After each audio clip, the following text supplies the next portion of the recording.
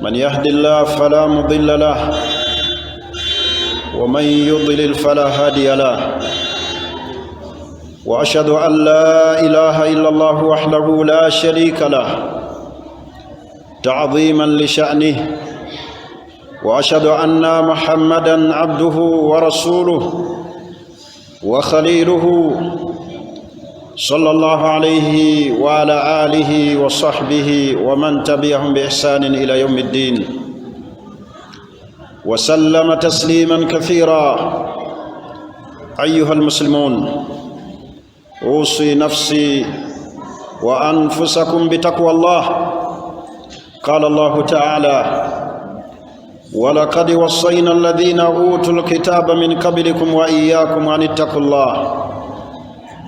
وقال الله تعالى: يا أيها الناس اتقوا ربكم الذي خلقكم من نفس واحدة وخلق منها زوجها وبث منهما رجالا كثيرا ونساء واتقوا الله الذي تساءلون به والأرحام إن الله كان عليكم رقيبا.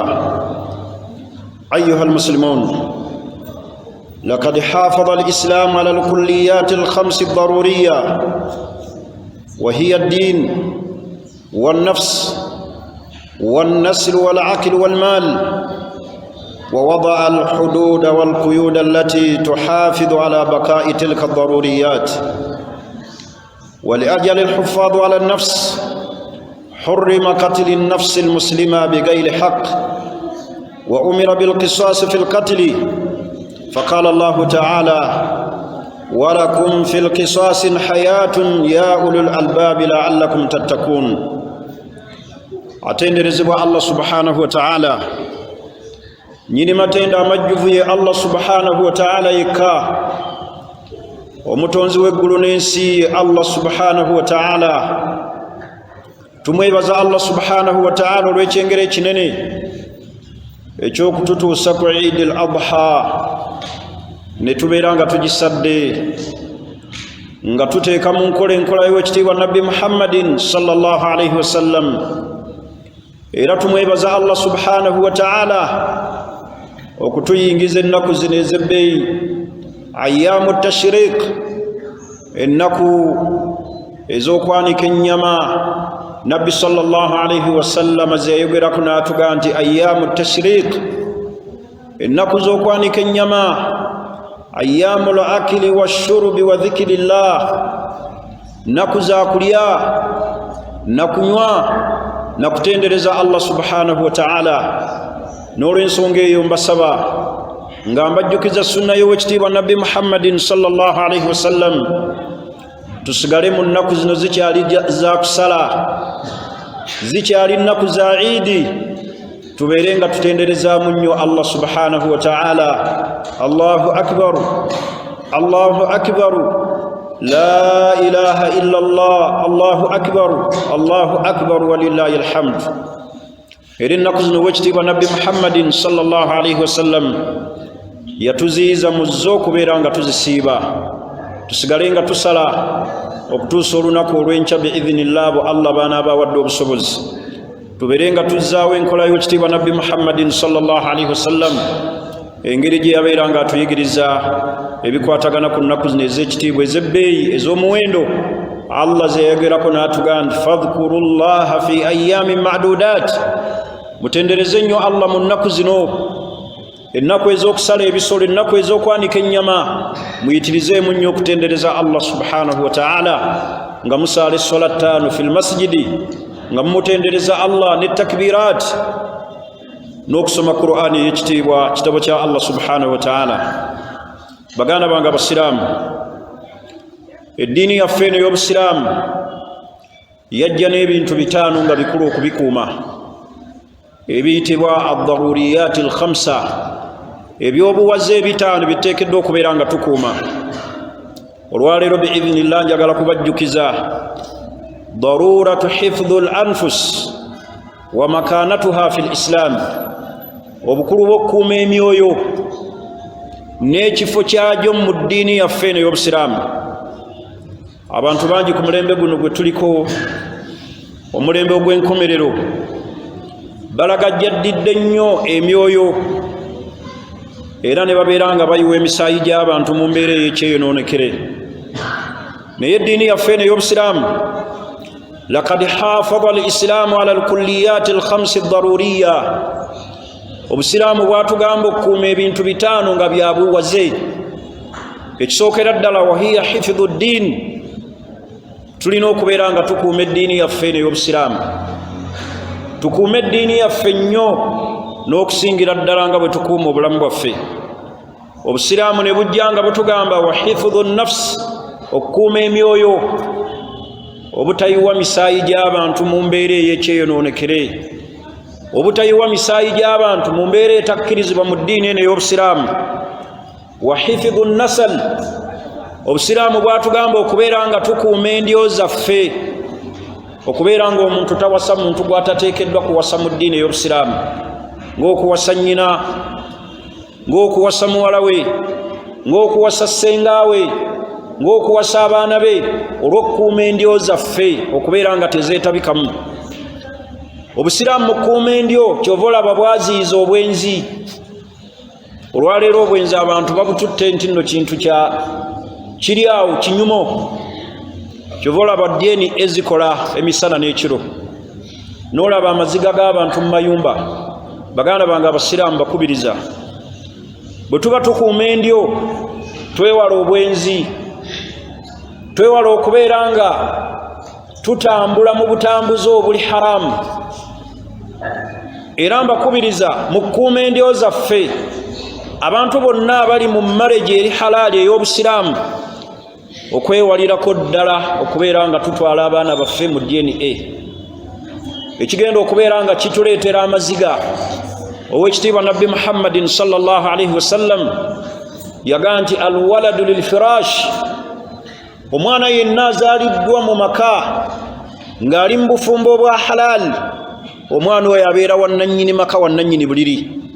Naye olwaleero mutunuulire DNA, olwaleero abakazi engeri gye bakozeemu okubeera nga badobonkanya amaka, bafumba emisana walala, ekiro ne bafumba walala. Omusajja n'awangala n'abaana ng'amanyi babe, omukyala n'akamutema, okakkana wuuyo bagenze ku DNA ebigenza okuvaayo ebiraga omusaayi nga mwana wattu abaana abo si bannyinimu. Naye Nabbi waffe Muhammadin sallallahu alaihi wasallam yatugamba okubeera nga tukuuma endyo. Abakyala mutebenkeza amaka, muleme kuleetera abasajja misaayi ku mitima, kukaaba maziga batuuke n'okukaaba emisaayi olw'ebikolwa ebikyamu eby'obwenzi, okugaba abaana nga mubagabira ku DNA. Obusiraamu tebwakkiriza DNA, obusiraamu bwalamula ne bugamba nti nno alwaladu lilfirash, omwana wannannyini maka. Era osanga n'abaana abamu abafamire nga taata waabwe amaze okufa ne batandika okubuusabuusa mu baganda baabwe, naga oyo gundi alabika si waffe, oyo gundi ebikola byalabika maama waffe yamuzaala walala, wuuyo bagenze ku DNA nga bakebeza baganda baabwe oluvannyuma lwa kitaabwe okubeera nga avaawo. Ekyo obusiraamu tebwakibawa. Mubeere ne baganda bammwe mu mbeera ennungi. Abamu batuuka n'okuziikulayo abafu, bakitaabwe ne babajja emagombe ne bateeka engumbagumba zaabwe kungulu olw'okwagala okukola ndaga butonde eya DNA, naye nga baagala kuzuula. Naye ng'oluusi abamu ekibasumbuwa kululunkanira bya busika, ne batuuka n'okukola DNA ku bafu nga baagala okugobamu baganda baabwe abamu babeere nga basigaza emmaali. Obusiraamu bwajja n'ensonga ezo kukuuma ndyo zaffe. Obusiraamu ekyokuna kye bwatukubiriza okubeera nga tukuuma hifdhul aql, okukuuma amagezi gaffe, entegeera yaffe, nga tetukozesa bitamiira ng'okunywa omwenge gumalawo amagezi g'omuntu, okukozesa shisha, enjaga, buli kyonna ekitakuuma magezi. Obusiraamu bwakifuula haramu olw'omuntu okusigaza ekitiibwa kye eky'amagezi, kubanga amagezi bye bimu ku byengera Allah byagabirira abaddu be. Ekyokutaano, obusiraamu kye bwatulagira okubeera nga tukuuma hifdhul maal, okukuuma emmaali yaffe, kubeera nga tetugidiibuuda, tetugikozesa mu bintu bya haramu, tetugiteeka mu makubo galimu haramu.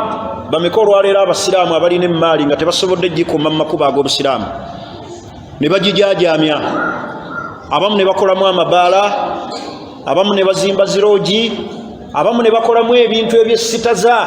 Oli n'omulaba ng'ayonoona emmaali. Emmaali eyo wadde Allah agikuwadde mu mikono gyo, naye emmaali ya Allah, era Allah agenda gikubuuzaako.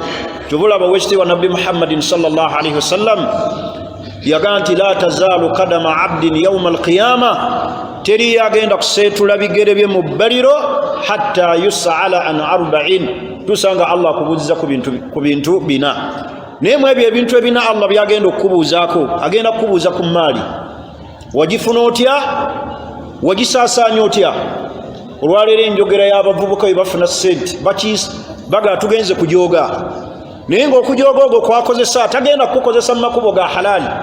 Bameka abalina ssente nga zibatuma mu kukola mirimu gya Allah, bazimba emizikiti, bagula zikapeti, bayamba bamulekwa, bayamba bannamwandu. Bameka abo batono. Obusiraamu bwatugamba okukuuma emmaali, obutagidiibuuda, obutagisaasaanya mu makubo ga haramu, wabula tubeere nga tugikolamu ebyo ebitusembeza eri Allah subhanahu wa ta'ala. Karuuna yagirina n'agikozesa bubi, Allah subhanahu wa ta'ala n'amuzikiriza.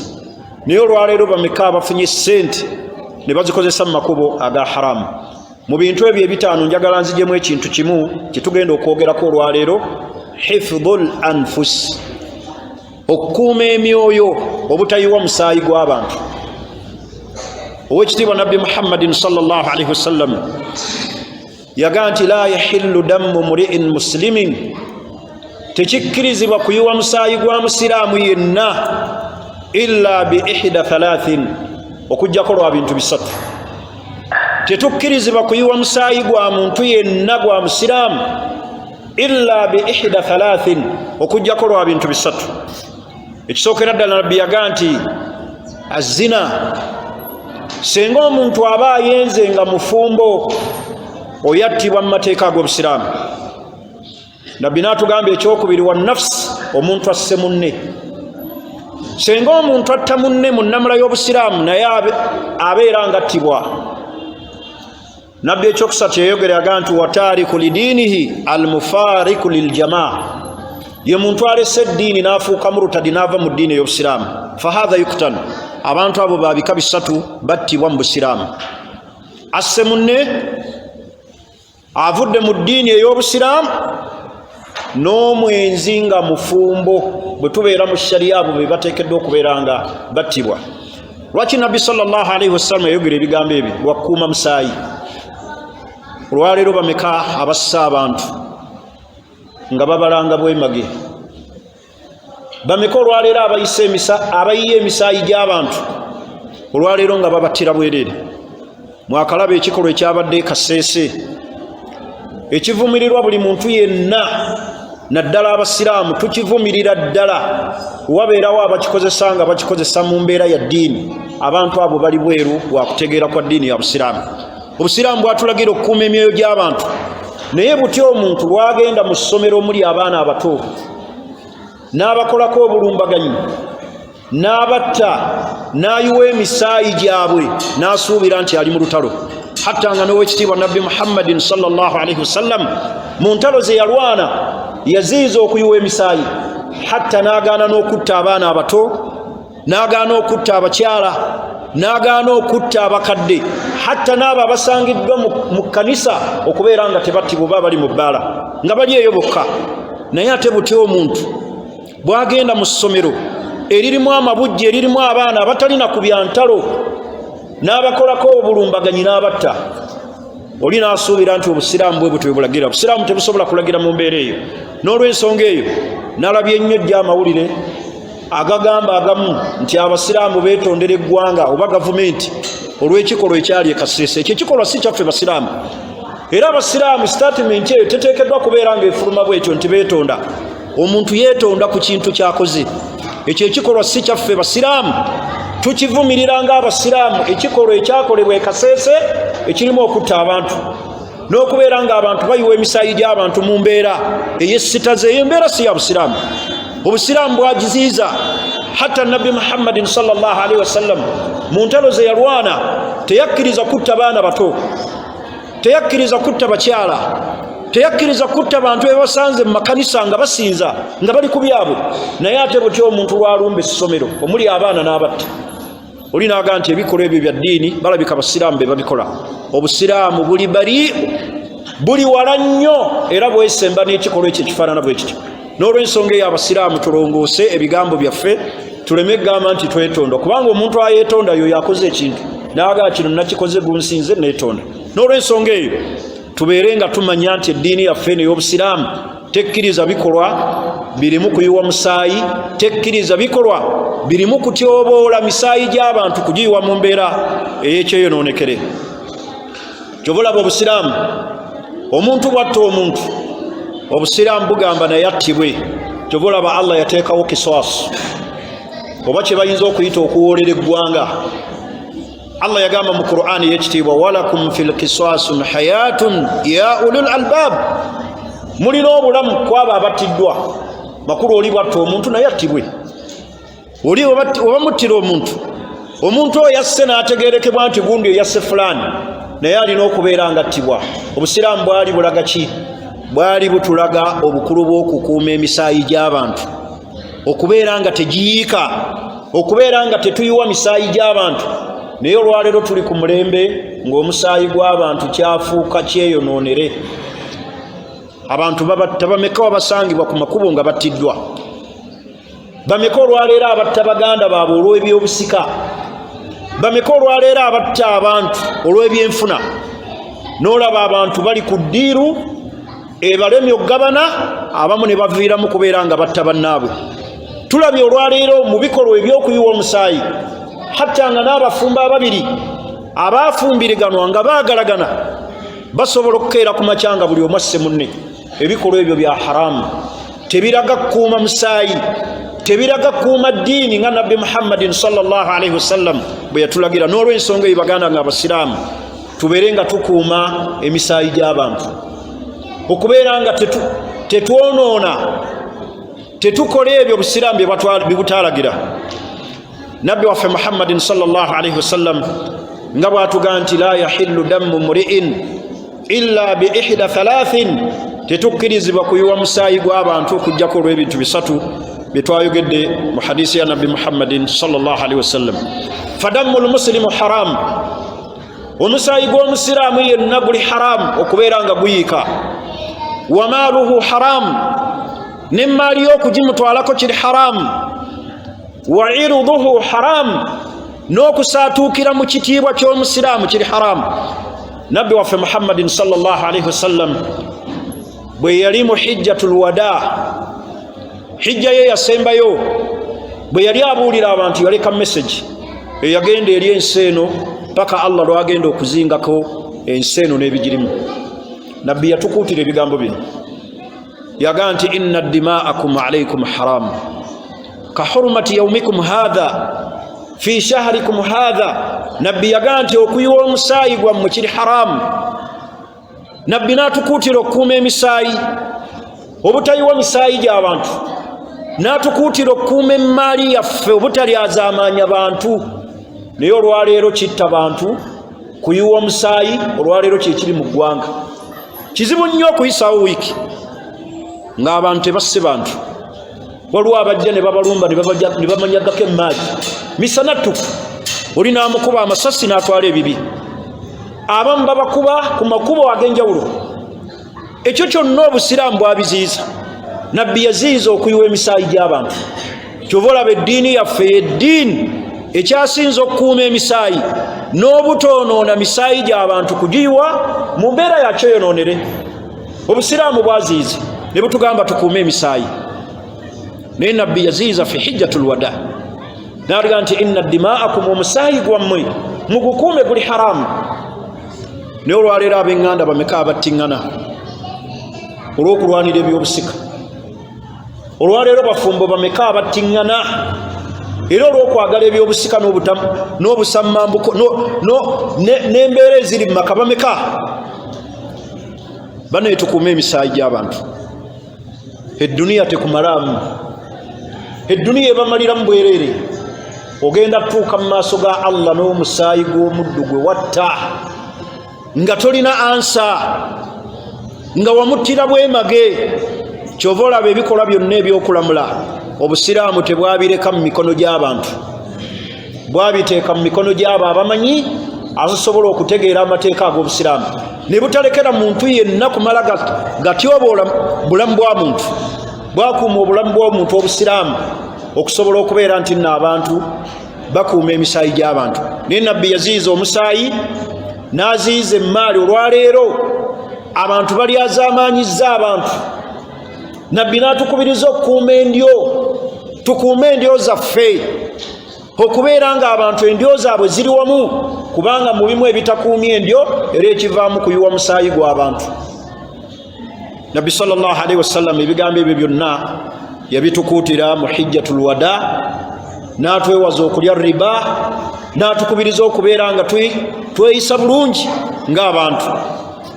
waqad saana al-islaamu ad-dimaa wal amwaal wal furuuj, obusiraamu bwakuuma emisaayi, ne bukuuma emmaali, ne bukuuma ensa zaffe, kubanga bwe tutakuuma nsa bye bikola olwaleero ebivuddemu ebyokutta abantu n'okuyiwa omisaayi. baganda bange abasiraamu, naddala ku mulembe guno abantu balemye okukuuma ensa, abantu balemye okukuuma ebitundu byabwe eby'ensonyi. abantu bali mu nsi nga n'abafumbo bali mu maka nga buli omu asaatuka nga bw'ayagadde. kyovulaba ebikolwa ebya DNA olwaleero biyitiridde ne bitta amaka, ne bibeera nga byonoonya amaka, ne byonoona obulamu bw'abaana, ne babeera nga abaana bennyini bali tokyadi mu bulamu bwabwe. busiraamu bwatugamba okukuuma ebintu ebyo kusobola kubeera nga tukuuma obulamu bwaffe n'okubeera nga tetusaatuukira bweru w'amateeka ga busiraamu. wala yajuuzu istihlaaluha illa fima ahallahu llah wa fima abahahu llah. obusiraamu bwatugamba tukuume ensa zaffe. abakyala olwaleero naddala ku mulembe guno bakoze bubi nnyo okutta amaka g'abantu. omusajja n'omusiba abaana abatali babe, n'abaweerera n'abateeka mu ssente, ne bukya ku makya n'onanaagira ti oba oyagala batwale ku DNA. naawe musajja wattu n'otambula n'ogenda ku DNA, ekyuma ne kikutema ti mwana wattu abaana ku bonna b'olina tekuliko buwo. baganda bange abasiraamu, tuddeyo ku nnono ey'obusiraamu, tuddeyo mu kubeera nga tutegeera obusiraamu kye bugamba. nabbi yagamba nti alwaladu lilfiraashi. amagezi genkuwa muganda wange omusiraamu, tewetta nga okyali mulamu, tokaabya mutima gw'omusaayi, teweemalaawo na stress kukwata baana bo mabujje kubatwala ku DNA olw'ebigambo omukyala byafubutukula byayogera. mukuuma amaka gammwe, busiraamu bwalamula embeera eyo. niyo ogenda okulaba ebikolwa olwaleero buli omu njagala twala mwana wange ku musaayi, njagala twala mwana wange ku DNA. obusiraamu tebukkiriza DNA.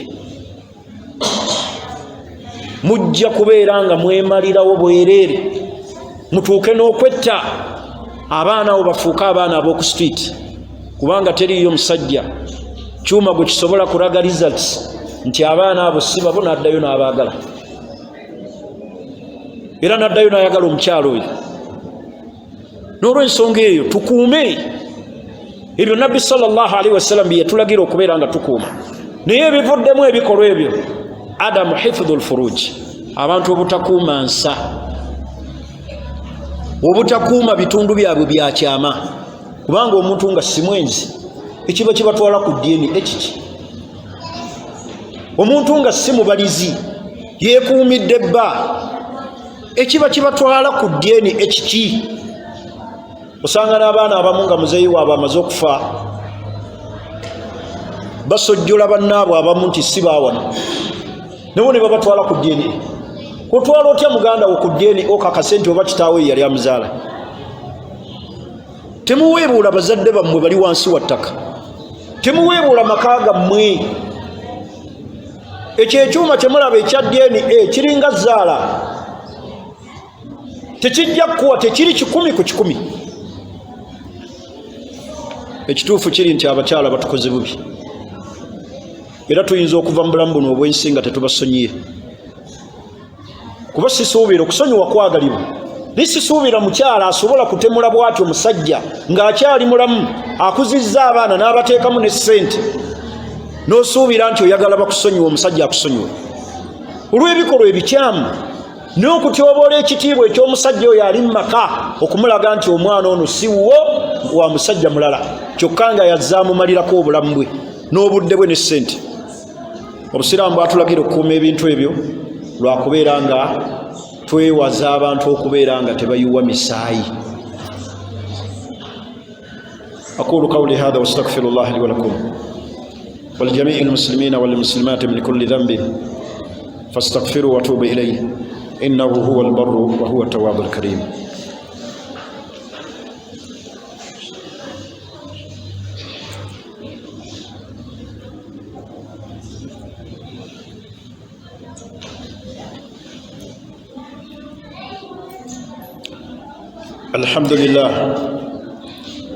الحمد لله ولا عاقبة للمتقين ولا عدوان إلا على الظالمين صلى الله عليه وعلى آله وصحبه أجمعين ومن تبعهم بإحسان إلى يوم الدين أما بعد أيها المسلمون وقانا بأن السلام زلموك بكوتيروك الله سبحانه وتعالى الله تجزم القرآن يجتيب ولا تقتلوا النفس التي حرم الله إلا بالحق temugezanga ko ne mutta emyoyo gy'abantu temugezanga ko ne mutta abantu abo Allah be yaziiza okubeera nga battibwa illa bilhaq okujjako nga battibwa mu mateeka g'obusiraamu obusiraamu tebwalekera abantu bonna kulamula musaayi gw'abantu naye olwaleero abantu bayiwa emisaayi gy'abantu ne babatta mu mbeera ey'ekyeyonoonere mutunulira olwaleero shiriki kyekoze abantu bangi balemeddwa okukuuma emisaayi gy'abantu ne bayiwa emisaayi gy'abantu lwa shiriki mbakuutira okunyweza obumu bwa Allah okwenywereza ku tawhiidi okwawula Allah mu bimu ebivuddeko okuyiwa emisaayi gy'abantu ye shiriki abantu okubeera nga bagattika ku Allah omuntu ebbanga lyamala nga ali mu shiriki kizibu nnyo obutayiwa misaayi gy'abantu bameka olwaleero abazimba ebizimbe naye nga basooseyo mitwe gy'abantu bameka olwaleero abagadde emaali ebyobugagga naye nga basooka kusaddaaka mitwe gy'abantu bameka olwaleero abagadde emikisa naye nga abasawo babagamba nti okufuna emikisa egyo leeta wano omutwe gw'omuntu bizimbe bingi biyimiriddewo nakuyiwa misaayi gy'abantu abantu bangi balina emaali nga basoose kutta bantu baganda bange wala taqtulu nafsa allati harrama Allah illa bilhaq tetukkirizibwa kuyiwa misaayi gy'abantu naye mu bimu ebikyasinza okuviirako abantu okubeera nga bayiwa emisaayi ashiriku billah be bantu okubeera nga bagattika ku Allah baganda bange abasiraamu mwewale shiriki ajja kubatuusa awabi atuusizza wabi nnyo abantu ne batuuka n'okubeera nga bayiwa emisaayi gy'abantu ne babatta kalina nnyingi eziyimiriddewo nga basooseeyo mitwe gy'abantu bantu bangi batudde ku maali gye balina ebyobugagga nga basoose kutugumbula bantu omuntu n'atuuka n'okutta omwana we n'omulaba omugagga ekiro baguddewo buutu aleese emitwe gy'omuntu naye ng'oluusi omutwe gwaleese gwa mwana we gwa muganda we n'oleeta omwana n'omutta olw'okwagala okufuna emaali baganda bange tukuume emisaayi gy'abantu tuleme kutta bantu twewale nnyo okubeera nga tuyiwa emisaayi kubanga Allah subhanahu wa ta'ala yakiziiza okumanya Allah subhanahu wa ta'ala yaziiza okuyiwa emisaayi gy'abantu era yalaganyisa ekibonerezo eky'amaanyi ekyokuwangaalira mu muliro ekiseera ekisinga obungi mwewala obwenzi mu bimu ebiyisa omusaayi gw'abantu bwenzi mwewala obulyazaamaanya mu bimu ebivuddeko okubeera nga abantu bayiwa emisaayi gy'abantu bwe bulyazaamaanya obukolebwa ku bantu omuntu n'ayagala ettaka lya munene ng'alina kusooka kumugjawo, omuntu n'ayagala atwala awantu ng'alina kusooka kutta muntu, engabana n'egaana ng'oli alaba waanajjawo munne agenda kufuna kinene, bo bonna buli azaamaanya. Ensonga endala ey'okusatu aljahal, abantu obutamanya. Abantu bangi bali mu ddiini nga tebamanyi, basuubira nti we batta abantu bali ku jihaadi, basuubira nti we batta abantu bali ku busiraamu. Obutamanya, ng'omuntu bw'alumba abaana mu ssomero abato n'abatta. Olina omulaba ng'asala omuntu asoma bisimillah. Ma hadha alaysa hadha huwa aljahal? Abanga obwo si bwe butamanya ddala obwenkukunala. Abakola ebikolwa ebyo baganda bange abasiraamu, mwonoonye ekitiibwa eky'obusiraamu. Mumaze okubeera nga obusiraamu mubutaddeko ekikolwa ekibi. Obusiraamu buli wala nnyo n'ebikolwa ebyo, era obusiraamu tebwayigiriza bwe butyo. Wabeerawo abakikola nga balabe ba busiraamu baagala kwonoona kifaananyi kya busiraamu. Tubakwasiza Allah ye mukuumi w'eddiini yaffe eno ey'obusiraamu, kubanga n'abalaba ab'obusiraamu oluusi bayita mu kategore eyo ne batendeka abantu baabwe nga balaba abatta abantu nga basooka kusoma bisimillah, ne balaba nga abali ku ddiini okusobola okwonoona ekifaananyi eky'obusiraamu, balage ti abasiraamu be bakola ebikolwa ebyo. Naye nga ffe abasiraamu, obusiraamu buli wala n'ebikolwa ebyo ebifaanana bwe bityo. Naye abalabe b'obusiraamu abamu bakiyitamu mu makubo ago olw'okwonoona ekitiibwa eky'obusiraamu n'eddiini yaffe eno ey'obusiraamu. Baganda bange, tukuume emisaayi gy'abantu. Obusiraamu tebukkiriza kuyiwa misaayi. Obusiraamu bwatulagira kubeera nga tukuuma omusaayi gw'abantu. Olaba Nabbi Muhammadin sallallahu alaihi wasallam mu kukuuma ennyo omusaayi, hatta yaziiza omuntu yenna okukwata ekiso n'akisonga mu munne. Nabbi sallallahu alaihi wasallam yagamba nti la yushiru ahadukum ala akhihi bisilahin, omu mummwe tagezanga n'asonga mu munne ekisi newankubadde osaaga. Olina pisito bw'ogizanyisa bw'osonga mu munno, okutta ekyambe najjolo bw'ogizanyisa newankubadde mu kusaaga n'ogisonga mu munno, obusiraamu bwakiziiza. Kubanga Nabbi sallallahu alaihi wasallam yagamba nti fa innahu la yadri la'alla ash-shaytaani yanzi'u fi yadihi, kubanga tamanyi shaytaani kyesobola okubeera nga emuteeka mu mukono gwe n'ekimugjamu n'emukozesa ekyo, ogenda okulaba amusse, ogenda okulaba nga amutemye. Fayaqa fi hufrati min an-nar, Nabbi yagamba n'abeera nga agudde mu kinnya ky'omuliro. Riwaaya endala eri Muslim, Nabbi sallallahu alaihi wasallam yagamba nti man ashara ila akhihi bihadidatin, omuntu yenna asonga mu munne ekisi. Olina mundu, olina kiso, olina jambiya oba kitala. Yagamba sallallahu alaihi wasallam fa innal malaikata la'anuhu, bamalayika ba Allah bamukolimira.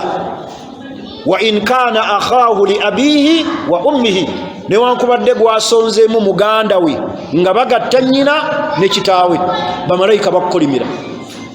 Naye olwaleero bameka abasonga mu bantu ebisi? Abamu batuuka n'okukookinga, najjayo emmundu n'akookinga. Abamu babeera bagabana maali ya busika mu famire, buli n'akwata ejjambiya niye ekyanga mu banne naganja kukutema. Ono si wa kitaawo, gwe toli mwana wa taata, jakutta gwe wadde tuyonka ku bbeere limu. Nabbi sallallahu alaihi wasallam yagamba nti fa innal malaikata la'anuhu, akola ekikolwa ekyo bamalayika ba Allah bamusaako ekikolimo. Naye olwaleero bameka abazanyisa ebisi? Bameka olwaleero abasonga mu bannaabwe ebisi? Bwe kibanga ekyo Nabbi yateekako ekikolimo ku muntu asonga mu munne ekisi, ate butya ku muntu atuusa ku munne ekisi n'amuttira ddala. Baganda bange, al-amru khatir, ensonga y'okkuuma omusaayi amrun khatir, eri dangerous, tetugizanyisa. Obusiraamu bwatugaana okuzanyisa ebisi mu bantu. Naye olwaleero bameka abasonze mu bantu, abassa abantu ne bayiwa emisaayi gyabwe mu bikola eby'obufuzi, mu bikola ebyokulyaza amaanyi abantu, ebikola ebya shiriki, ebikola eby'obutemu, ebyokwagala okunyaga emaali y'abantu abantu bayitidde mu makubo ago ne basaanyaawo emyoyo gy'abantu naye tugenda tutuuka mu maaso ga Allah aleeta abaddu abo nga bababuuza lwaki mwatuttira ki olunaku olutagenda kubeerayo w'amaanyi olunaku olutagenda kubeerako mwogezi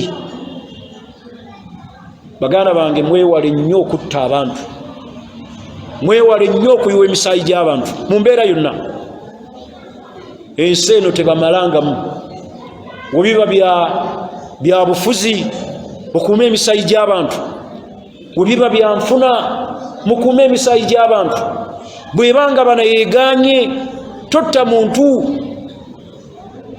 shirika abantu gwe balimu bayiye emisaayi gy'abantu n'abafumbo ne batuuka n'okuttiŋŋana ono lwakwagala kusika lwakwagala kubba maali yabba ono n'ayagala bbe maali y'omukyala n'ayagala atte munne asobole ogisigazaamu eyo emaali n'obeera nga ojja gifunamu emirembe tosobola kufuna mirembe mu kintu ky'onyaze mu mbeera efaanaganako bwetyo ng'era bw'otasobola kufuna mirembe mu kutugumbula abantu n'obatta n'otwala emitwe gy'abantu mu masabo n'otwala emitwe gy'abantu n'ogiteeka wansi w'ebizimbe osobole okulaba nti nno otambuza obulamu bwo eyo emaali togenda gifuna mu mirembe n'olw'ensonga eyo baganda bange abasiraamu tubeere nga twewala okubeera nga tuyiwa emisaayi gy'abantu fakamu sami'na wa sami'a ghayruna bameka olwaleero betuwulidde nga nammwe olwaleero abalala mubawulira mukitta bantu mu kuyiwa emisaayi gy'abantu min ajali darahim naye ng'ekibasumbuwa kwagala ssente oli natta omuntu lwakumuggyako bodaboda oli natta omuntu lwa kibanja baganda bange edduniya eno ey'ekiseera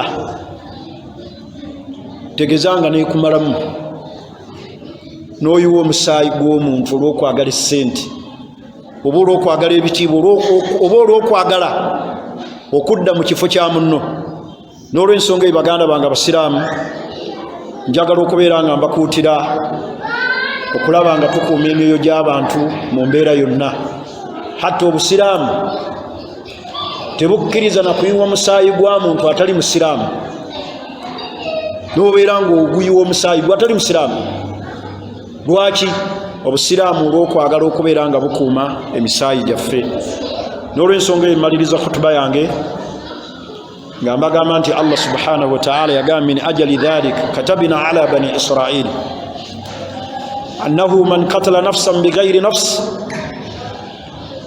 aw fasadin fil ard فكأنما قتل الناس جميعا ومن أحياها فكأنما أحيا الناس جميعا الله يواندك كما بني إسرائيل ومنتو ينا أتو ومنتو مبات أبانغ السابان تبنا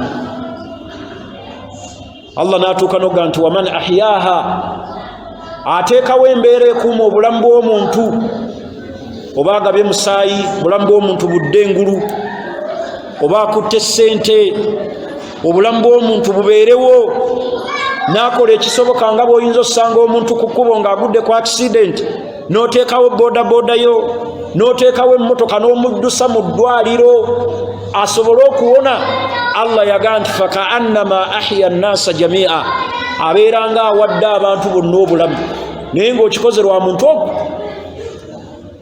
naye ate butya omuntu asse omuntu bw'abanga Allah yateeka empeera ennene ku muntu asevinga obulamu bw'omuntu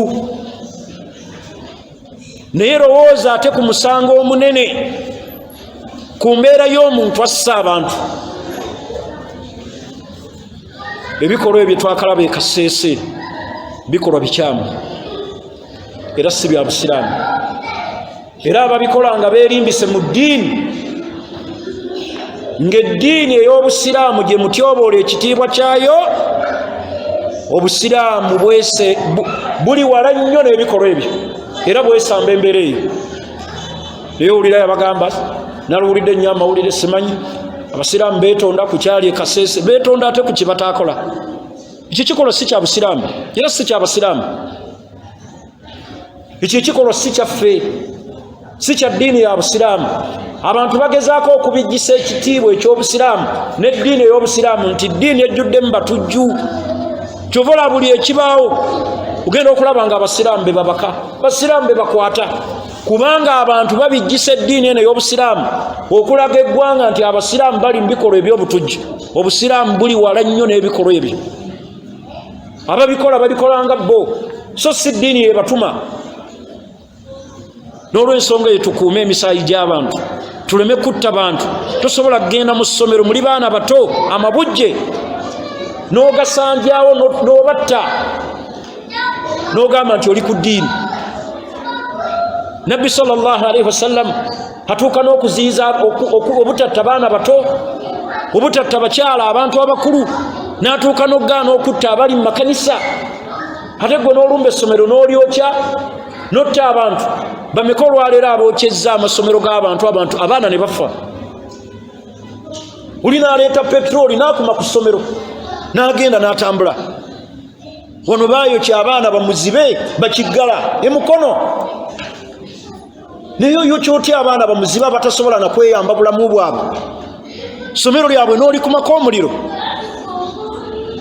baganda bange naye babikola nga abantu baga nti ebikolwa ebyo bigwa mu kkubo bwe riti kiba kisusse abaana abato abuliya abatalina musango bakiggala abatalaba abatasobola nakwerwanako abanafu oli n'agenda n'abakumako omuliro ebikolwa ebyo byonna bye tulaba ebirimu okutyoboola okuyiwa omusaayi gw'abantu bikolwa bya haramu era biri bweru wa busiraamu n'olw'ensonga eyo mbakubiriza okulaba nga tukuuma emisaayi gy'abantu inna allaha malaikatahu yusalluna ala nabi ya ayuha alladhina amanu sallu alayhi wa sallimu taslima allahumma salli ala muhammadin wa ala ali muhammadin kama sallaita ala ibrahim wa ala ali